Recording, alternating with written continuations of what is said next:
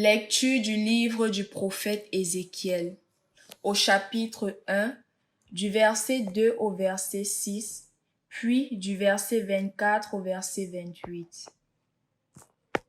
Le 5 du mois, la 5e année de la déportation du roi Jéconias, la parole de Dieu fut adressée à Ézéchiel, fils du prêtre Bouzi, dans le pays des Chaldéens, au bord du fleuve Kébar. La main du Seigneur se posa sur lui. J'ai vu un vent de tempête venant du nord, un gros nuage, un feu jaillissant, et autour une clarté. Au milieu comme un scintillement de vermeil du milieu du feu. Au milieu, la forme de 4 vivants.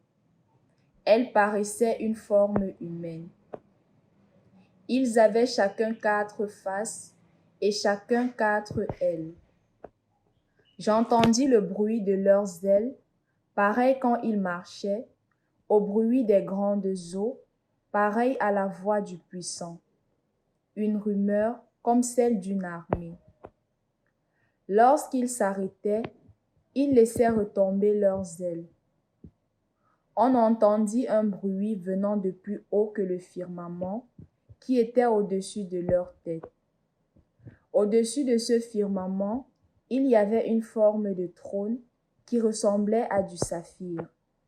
Et sur ce trône, quelqu'un qui avait l'aspect d'un être humain au-dessus tout en haut.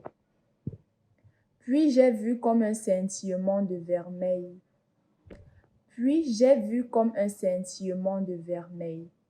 Comme l'aspect d'un feu qui l'enveloppait tout autour, à partir de ce qui semblait être ses reins et au-dessus.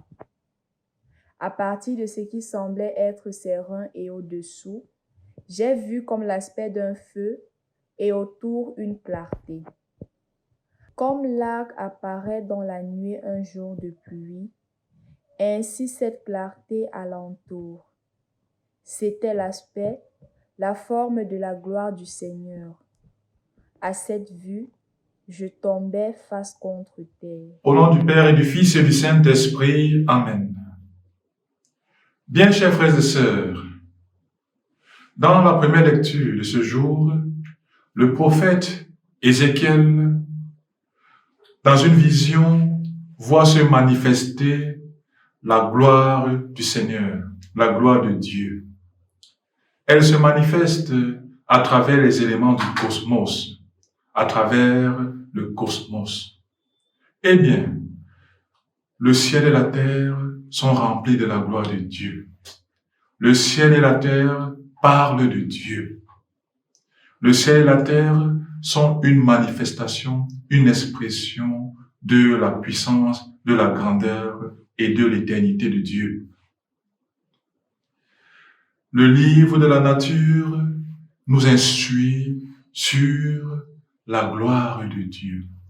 Et notre vie, chers frères et sœurs, elle-même parle de la gloire de Dieu, dans ses hauts et ses bas, avec ses beautés, avec ses laideurs, avec ses aspects lumineux, avec ses aspects hideux.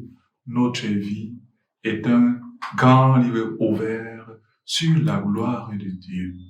Et c'est ce que Jésus nous enseigne dans l'évangile d'aujourd'hui, en parlant justement de sa passion, de sa mort, de sa résurrection, bref, de sa vie.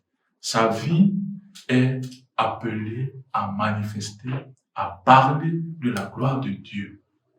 Et toute sa vie, dans ce qu'elle a comme force, mais aussi comme faiblesse, est un livre qui parle de cette gloire de Dieu. Et Jésus nous apprend que la gloire de Dieu ne se manifeste pas seulement dans les aspects lumineux, les aspects fascinants, mais elle se manifeste aussi dans notre propre faiblesse. Quand tu éprouves la faiblesse, quand tu te sens fragile, dans ta vulnérabilité, Dieu te dit quelque chose de lui-même.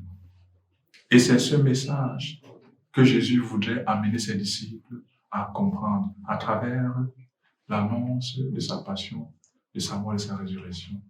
Voilà. Pour le chrétien, la vie n'est pas seulement une question de puissance, une question d'honneur, une question de grandeur éphémère.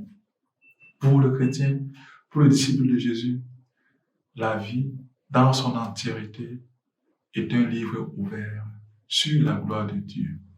La vie, avec ses hauts et ses bas, avec ses grandeurs et ses bassesses, dit quelque chose à celui qui croit sur la gloire de Dieu.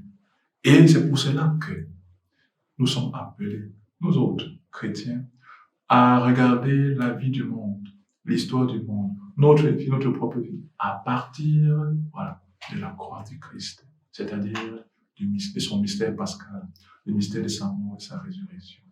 Voilà. C'est tout ce mystère qui peut nous donner la clé pour accéder à ce niveau de compréhension de notre existence, à savoir que dans les hauts et les bas de notre vie, nous sommes appelés à dire quelque chose de Dieu, à manifester la gloire de Dieu. Et cette gloire se manifeste. Le Seigneur parle à travers la vie de ceux et celles qui le suivent. Le Seigneur parle, il nous parle à travers la nature, à travers le cosmos. Et pour déchiffrer ce message, pour avoir accès à l'intelligibilité de ce que la nature, de ce que notre vie nous dit sur Dieu, il nous faut adopter une attitude de foi face à la croix de Jésus. La croix de Jésus devient la paix, la lumière qui éclaire tout et qui nous donne accès à la compréhension de tout. Chers frères et sœurs, que le Seigneur renforce notre foi, qu'il fasse grandir notre amour pour la croix du Christ. La croix du Christ qui manifeste sa gloire. La croix du Christ qui est comme la nature, qui est comme le livre sur lequel nous devons nous former au jour le jour pour voir et toucher du doigt la gloire de notre Seigneur Jésus-Christ. Lui qui vivrait maintenant et pour les siècles des siècles. Amen. Au nom du Père et du Fils et du Saint-Esprit.